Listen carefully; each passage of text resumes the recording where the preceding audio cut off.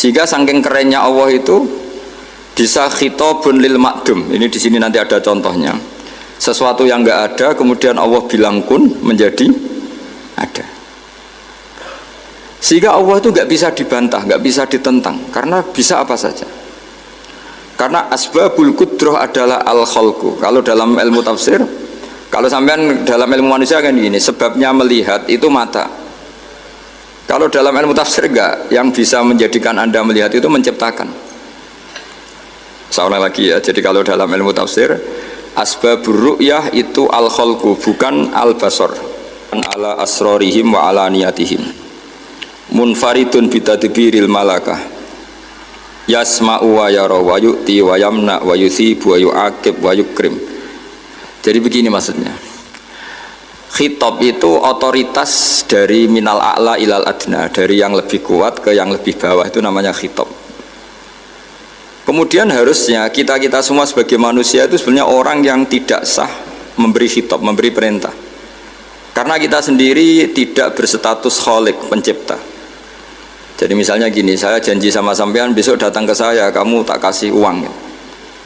Besok saja saya tidak mesti hidup.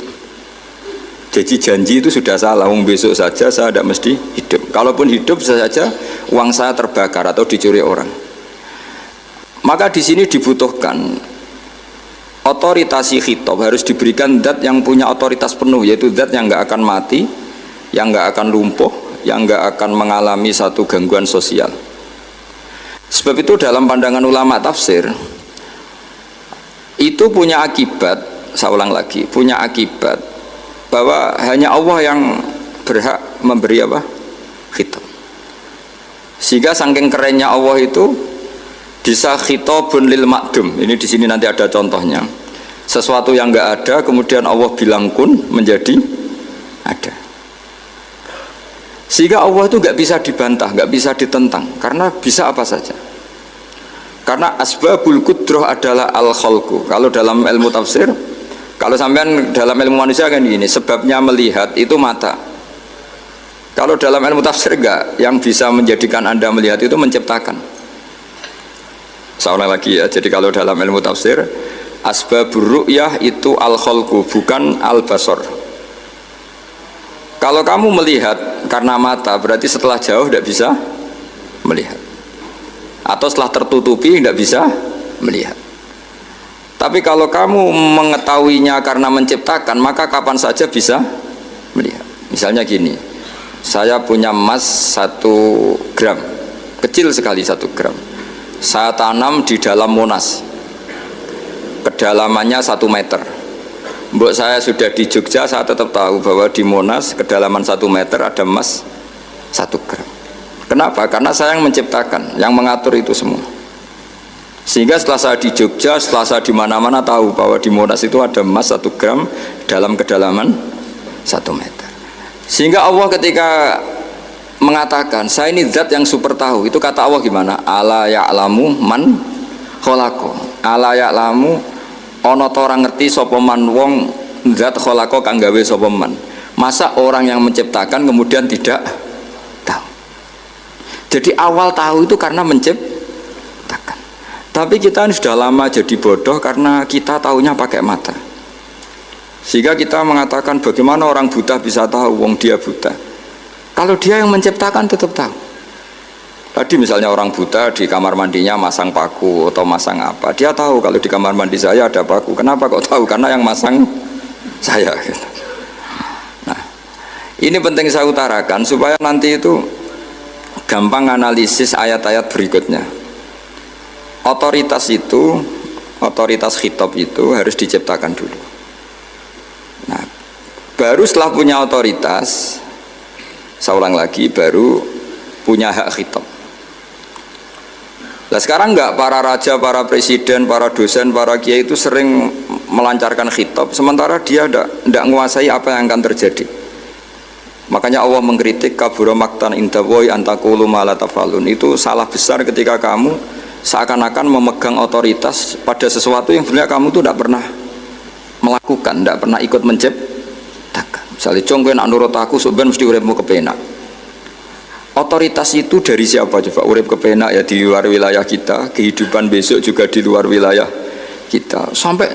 Sampai kita kalau mau ke kuburan itu panduannya Nabi gimana kalau berdoa? Apa? Assalamualaikum daro qaumim mukminin wa inna insyaallahu bikum lahikun.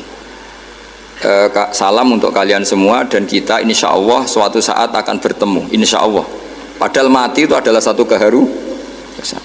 Tapi kalau yang di kuburan itu orang mukmin, kita tidak ketemu lagi sama mereka jika kita mati kafir, karena nanti tempatnya beda. Yang satu alamatnya surga, yang satu alamatnya neraka. Maka kata ulama, kata insya Allah di situ adalah kita masih berharap mati dengan status yang sama, sehingga bisa ketemu. Jadi itu artinya gini, di selain Allah itu bilang janji, bilang khitab itu nggak sah. Dulu kanjeng Nabi Muhammad SAW itu saking yakinnya setiap problem itu ada malaikat Jibril datang, saking yakinnya. Suatu saat ada orang Yahudi tanya, Muhammad kalau kamu Nabi betul, beritahu kami tentang Dzulqarnain, beritahu kami tentang Ruh, beritahu kami tentang Luqman Al-Hakim. Nabi karena reputasi hariannya dipandu Jibril bilang, ya udah besok datang lagi ke sini tak jawab. Ternyata Jibril nggak datang. Padahal semua ditunggu lama nggak datang sampai utusan. Padahal yang tanya orang Yahudi yang sukanya bully Nabi. Lama nggak datang. Lama-lama protes, Jibril ini gimana, saya dalam keadaan tertekan malah tidak datang. Datang Jibril dengan tanda kutip nyalahkan. Yaitu ada ayat wala taqulanna li syai'in inni fa'ilun dzalika ghadan illa ayyasha. Jangan katakan besok bisa melakukan sesuatu tanpa mensandarkan itu semua kepada kekuasaannya Allah Subhanahu wa taala.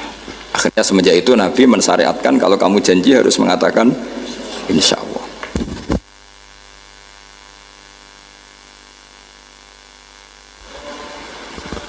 Ya, kenapa ini saya katakan penting? Karena nanti khitab di Quran itu supaya proporsional ya. Sekarang banyak orang memahami Quran tapi nggak mau mempelajari ilmunya apa? Quran. Termasuk ilmunya Quran tadi ya, ada 3 ingat ya. Khitabun lin nabi itu bisa saja khitabun li ummati. Yaitu dalam kasus-kasus yang Nabi tidak ngalami kasus itu tapi yang ngalami umatnya. Nah, kenapa khitabnya tetap kepada Nabi? Karena yang bisa komunikasi dengan Allah itu hanya Nabi. Makanya bisa dilihat di ya Yuhan Nabiyyu itu mufrad mudzakkar. Nabi Muhammad itu satu orang yang berstatus lelaki. Kemudian idza talaqtum itu kalian semua. Harusnya kan kamu, karena dari satu orang ke satu orang. Tapi itu enggak. Wahai Nabi, jika kalian umatmu gitu. Jadi karena yang alami tolak itu umatnya. Terus kedua, khitabun lin nabi, dan yang dimaksud itu memang nabi, kayak sholat tahajud. Sholat tahajud itu sholat yang memang untuk nabi ya. Karena tahajud yang menjadikan punya hak syafaat itu hanya nabi. Sehingga ketika ulama, nabi itu wajib tahajud, tapi kalau umatnya hanya sunat tahajud. Jadi nabi itu termasuk ya kelebihannya sekaligus bebannya wajib apa? Tahajud, tapi bagi umatnya sunat. Kenapa? Karena Nabi ingin sekali punya hak syafaat. Kemudian sama Allah diberi instruksi, diberi syarat wa minal laili fatahajjat bihi nafilatallak asa ayyab'atsaka rabbuka maqama mahmuda. Muhammad, kalau malam kamu harus tahajud supaya kamu nanti diberi hak syafaat. Itu kalau umatnya tahajud nggak boleh sampai diteruskan ayat-ayat ayat surga, karena kamu tidak punya hak syafaat. Disyafaati saja tidak mesti. tapi Nabi harus tahajud supaya punya hak apa? Dan perlu dicatat syafaat itu hadisnya sahih semua, di Bukhari ada, di Muslim ada.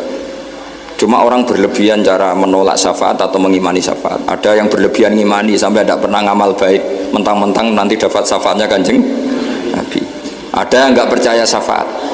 Itu ya kebablasan juga, padahal itu ada di hadis sahih semua cerita syafaat. Itu khitabun nabi, dan yang dimaksud memang nabi. Sehingga umatnya tidak wajib tahajud tapi nabi wajib tahajud. Terus ketiga, khitabun lin nabi sekaligus khitabun li ummati. Itu yang dimaksud di hadis Arba'in Nawawiyah. Wa inna wa ta'ala amaral mursalin bima amaral bil mu'minin, atau dibalik amaral mu'minin bima amaral bil mursalin, dibolak-balik sama. Yaitu para nabi ya dikhitabi memakan sesuatu yang thayyibat. Para orang mukmin juga kena khitab memakan sesuatu yang apa? Thayyibat. Ini sama. Jadi ya ini ada tiga berarti ya, khitabun lin nabi, tapi yang dimaksud umatnya, khitabun lin nabi yang dimaksud adalah nabi saja. Terus ketiga, khitabun lin nabi yang dimaksud plus umatnya. Nah, kajian seperti ini penting. Karena kesalahan Khawarij itu satu kelompok ekstrim yang tidak mengikuti Sayyidina Ali, juga gak mengikuti Sayyidina Muawiyah. Tidak mengikuti Ali, juga gak mengikuti Muawiyah. Disebut Khawarij. Khawarij itu jamaknya Kharijah. Dia keluar dari pikiran ala Sayyidina Ali, juga keluar pikiran dari Muawiyah. Di sini disebut dia khurut dari kata Khawarij, serba keluar, dia tidak ngikuti sana, tidak ngikuti sini, akhirnya disebut Khawarij. Nah, Khawarij itu orang yang berpikir sesuai kritik yang dilakukan Quran, tapi mereka lupa bahwa yang punya otoritas kritik itu Allah. Karena yang kalau boleh sama-sama terganggu, kerajaannya itu hanya Allah. Gini, saya beri contoh ya. Yang punya hak ketika sepeda motor saya kamu pakai, yang punya hak menentukan itu gasap apa pinjam itu saya apa orang lain? Saya. Ketika yang pakai gak pamit itu teman akrab saya atau anak saya atau orang yang saya ridhoi, itu namanya gasap apa pinjam gak pamit? Ya udah, ini harus jelas. Tadi pagi saya ngaji direktorat, saya bilang di fikih itu ada istilah ulima ridhohu. Sesuatu tidak pamit formal tapi sudah diketahui ridhonya. Makanya di fikih ada bab namanya mu'atoh. Tadi pagi saya terangkan ya. Di perdebatan fikih itu ada bab namanya apa? Mu'atoh. Mu'atoh dari kata ato yu'ati, mu'atotan, saling transaksi yang non verbal tapi maklum. Ya seperti kalau kamu marung itu contohnya. Kalau kamu marung di kantin terus makan gedang goreng, itu nyuri apa beli? Coba jawab saja. Kalau dikatakan beli, kamu belum bayar. Kalau dikatakan nyuri, terang-terangan. Coba, kalau mbak-mbak milih mana? Itu nyuri apa beli? Kalau beli belum bayar. Kalau nyuri kok terang-terangan ya? Nggak nyuri apa beli?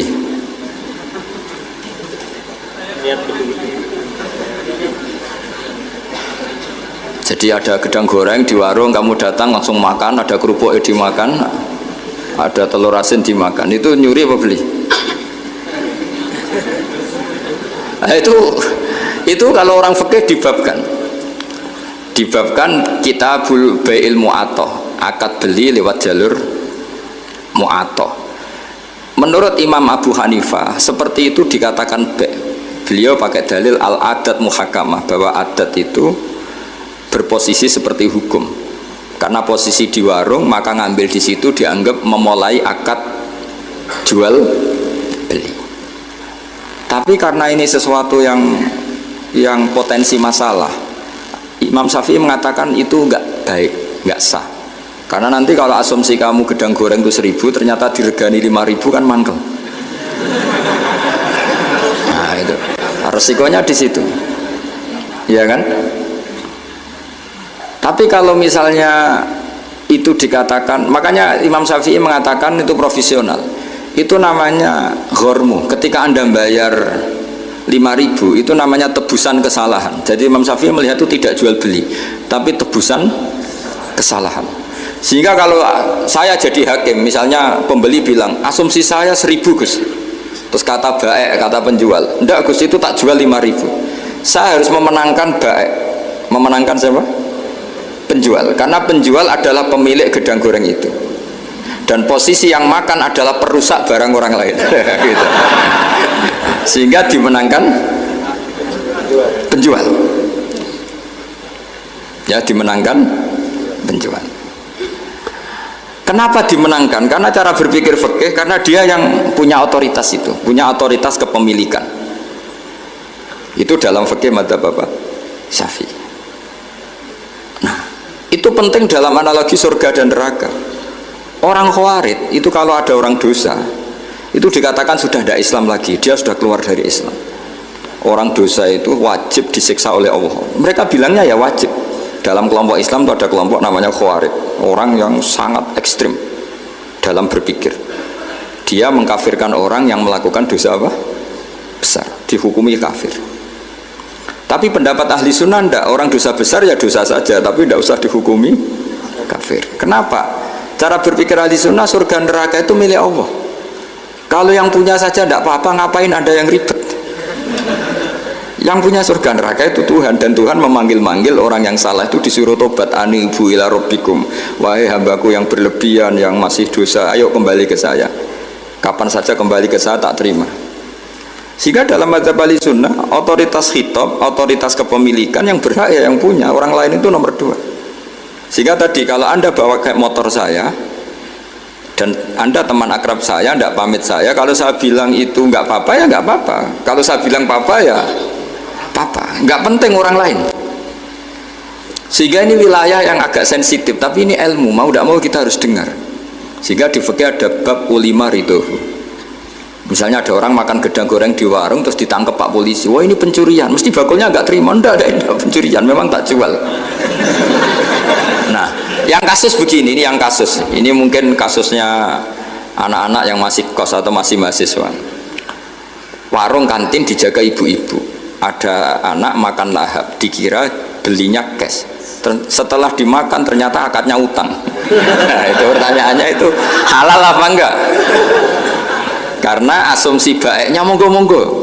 Karena apa sudah mengkhayal nanti ada sekian uang cash didapatkan. Ternyata nyatet atau utang. Nah, kalau ngomong di depan, Bu sama mau makan di sini utang, kira-kira enggak boleh. Wah, itu ada sekian PR, makanya saya sering muji orang-orang yang enggak alim. Enak-enak orang tuh orang enggak alim karena ada kesulitan seperti ini. Kita sebagai peneliti fikih itu sering kesulitan.